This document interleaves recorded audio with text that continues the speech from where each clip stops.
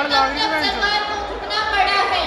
युवा में एक ऐसी शक्ति है जो सरकार को घुटनों के बल टेक देगी।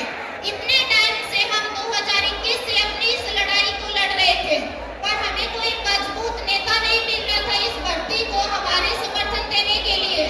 किरोड़ी लाल मीणा जी ने काफी संघर्ष किया, मगर वो सरकार के मंत्री होने के कारण अभी शायद खुलकर सामने नहीं आ रहे।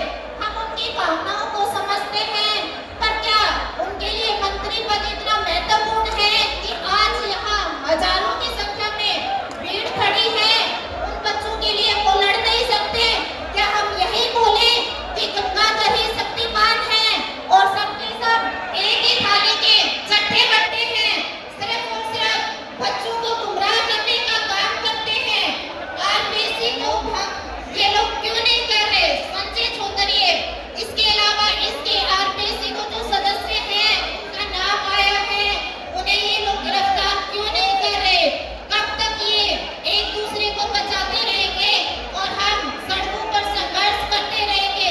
अब समय आ गया है हम सबको एक होकर अपनी आवाज को बुलंद करने का, ताकि कल को किसी और भर्ती में फर्जीवाड़ा ना हो।